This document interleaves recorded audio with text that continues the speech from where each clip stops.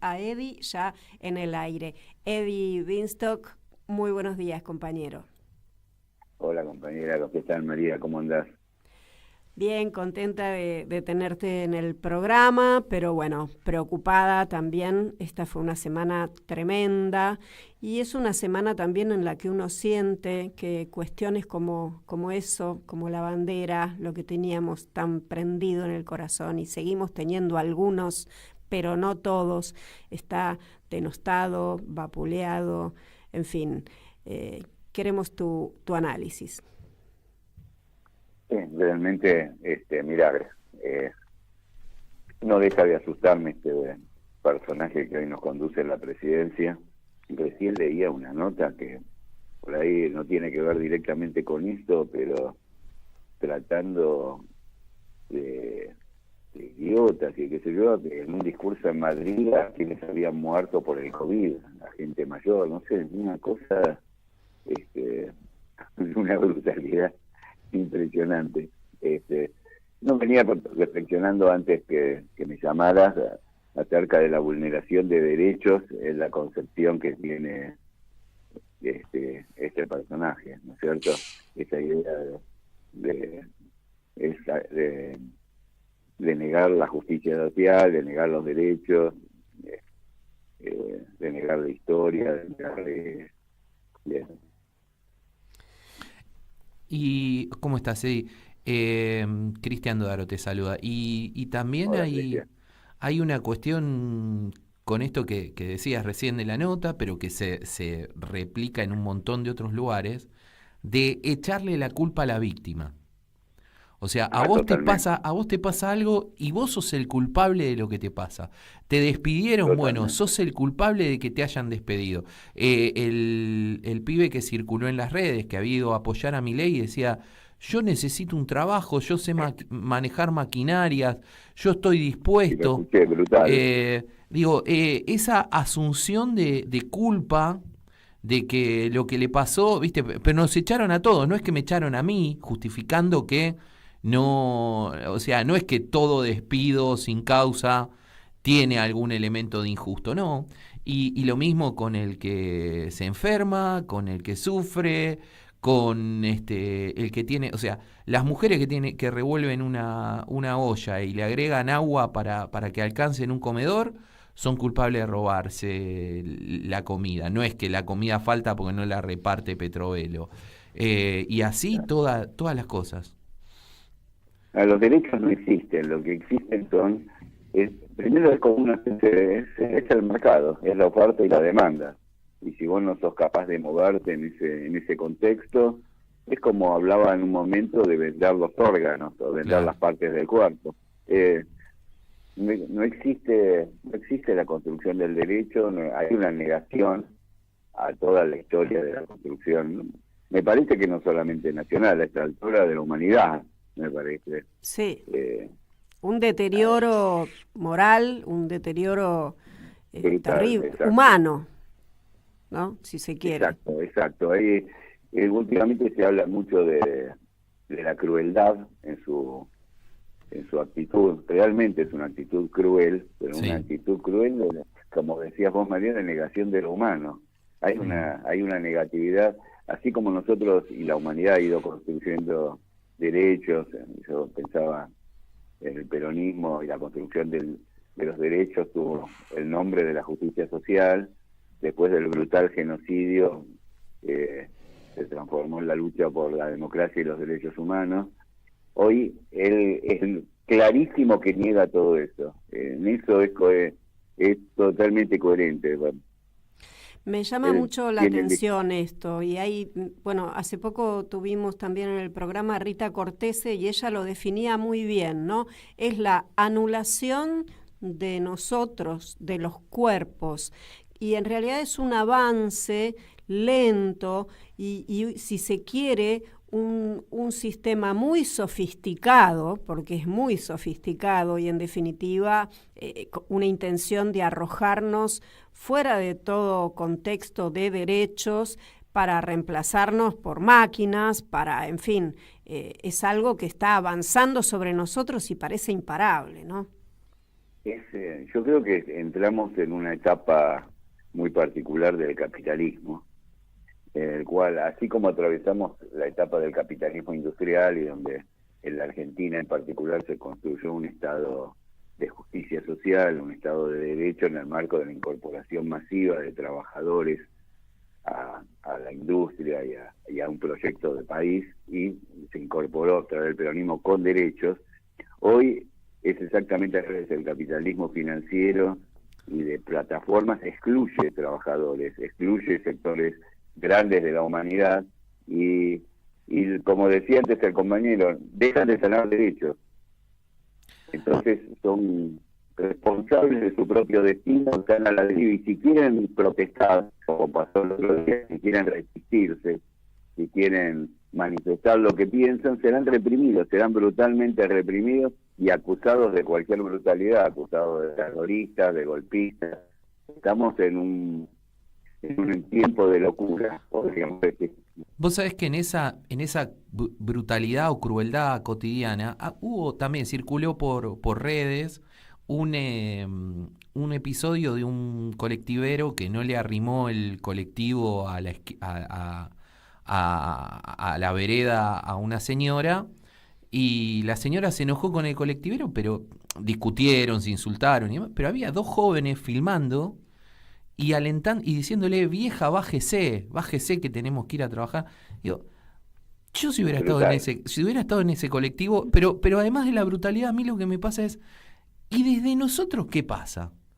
¿Dónde está la reacción? Pues yo si estoy en ese colectivo y estoy preso. Digo, porque esos dos pibes no se merecen otra cosa que ser aleccionados de defender lo que está bien con el cuerpo. Desde nosotros, ¿qué pasa que hay tanta mansedumbre que solo relatamos lo que pasa y no planteamos un llamado a que volvamos a mirar a los ojos a los patrones, como decía Robustiano Patrón Costa, que eso era lo imperdonable, ¿no? Que no le perdonaba a Perón que los peones lo miraran a los ojos. Bueno, yo no voy a dejar de mirar a los ojos a nadie, por más que hoy yo creo la que cosa sea otra. Quizás la pregunta es si, Eddie, pensás que el movimiento obrero va a encontrar el camino para dar respuesta a esto. Cómo se viene desarrollando también la lucha desde lo legal y si vamos a poder dar fin a este avance, ¿no? tan terrible, tan profundo. Bueno, yo por un lado, ¿cómo va a terminar esta película? No sé, espero. No, eso es mucho pedir, porque estamos ya a la altura de Jurassic Park. Totalmente. Creo que evidentemente el movimiento obrero, nucleado en torno a la CGT, está cumpliendo un rol muy importante hoy en el campo popular, hoy donde hay bastante dispersión, donde hay bastante debilidad.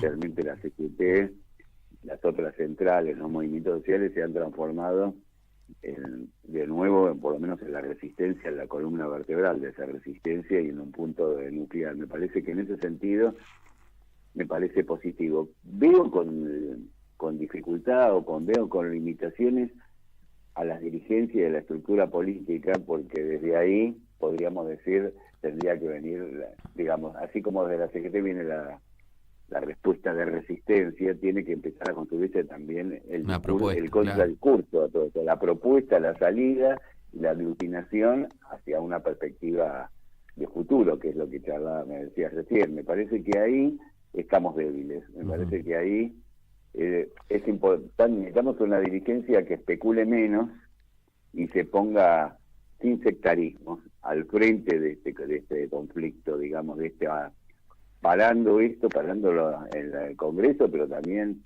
en donde se desata el conflicto en la calle, y mostrar una propuesta. No tiene épica nuestro espacio político.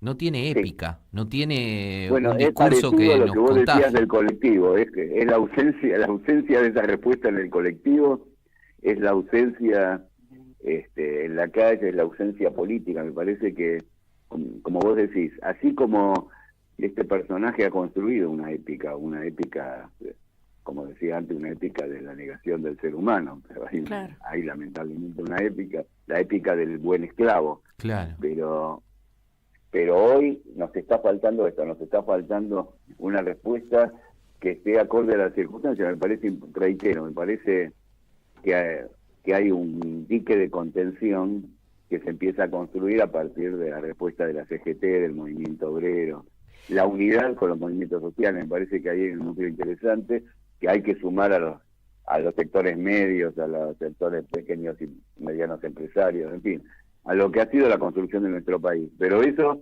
se va a aglutinar en una respuesta de ofensiva, y eso es la tarea pendiente. Totalmente de acuerdo, Edi.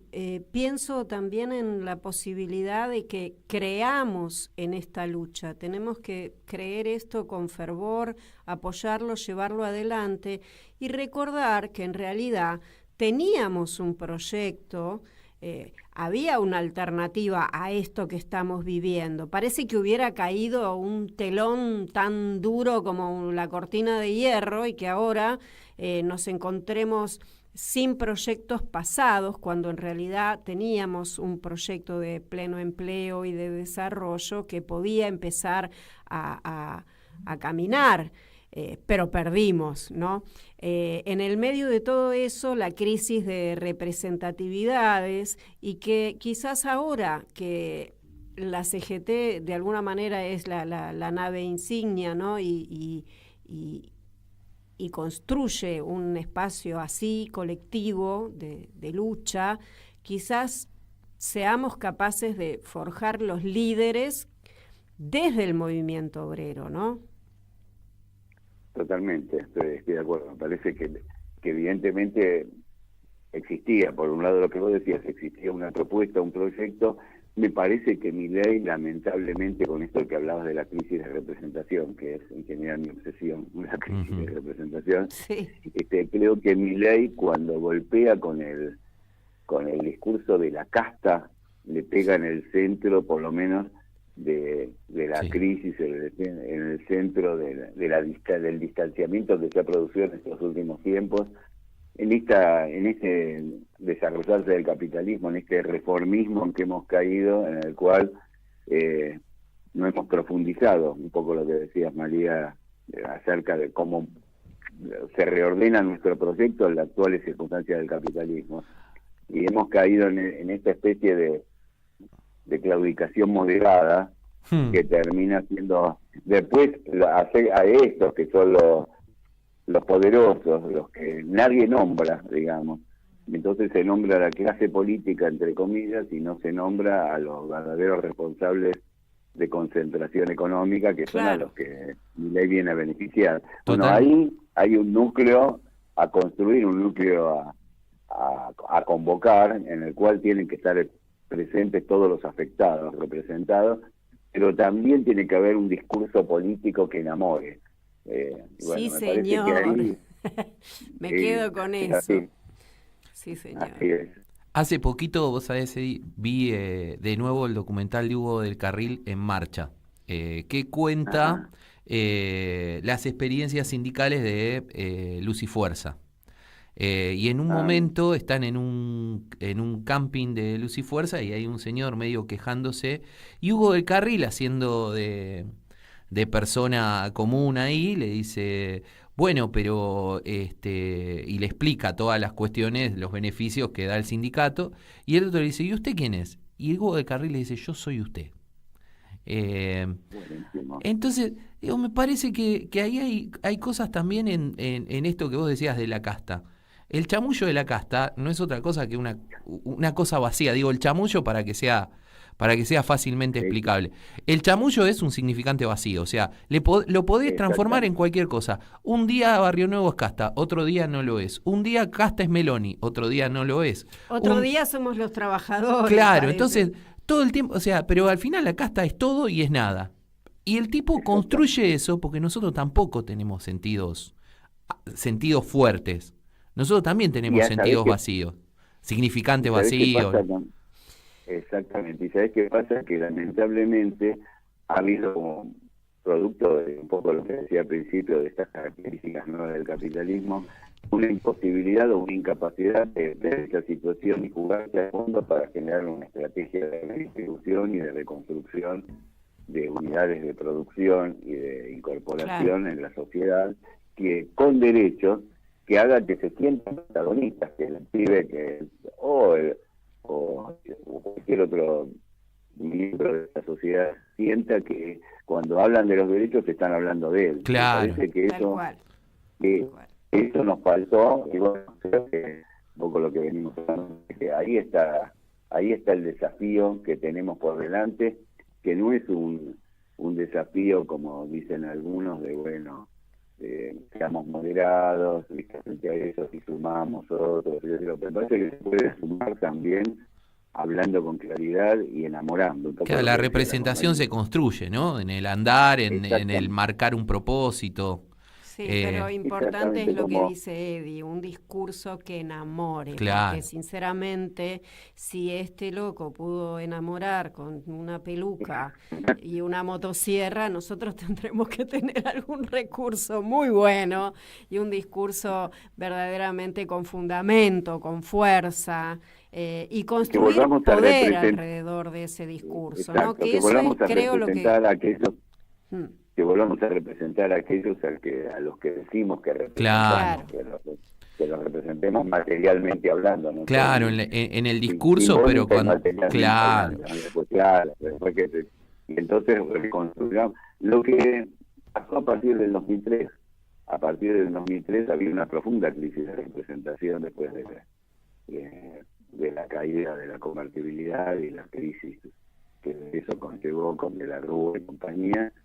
Y desde Néstor Kirchner hubo un proceso de reconstrucción de esa representatividad que estaba ausente, porque convengamos que el peronismo estaba en una circunstancia bastante parecida a la de hoy o peor, me parece, con una gran dispersión y también con gobernadores que hacían la suya, no hay nada nuevo bajo el sol. Pero con un movimiento obrero muy debilitado después de la experiencia menemista, sin paritarias, prácticamente sin capacidad de fuerza y de negociación, y se reconstruyó un proyecto de país. Bueno, hay que volver a reconstruir un proyecto de país desde nuestra propia historia nacional. Muchísimas gracias, Evi, por estar con nosotros. Se nos fue el tiempo y la verdad es que queda pendiente. Te pido volvamos a tenerte en un par de sábados más para seguir analizando la realidad nacional, este contexto un poco asustante que tenemos, pero al que le vamos a dar respuesta, y después decirte que, bueno, nos queda pendiente hablar el tema de cómo es posible que todavía haya compañeros presos, ¿no? Si tenés algo para decirnos, te lo agradezco en este momento. A ver.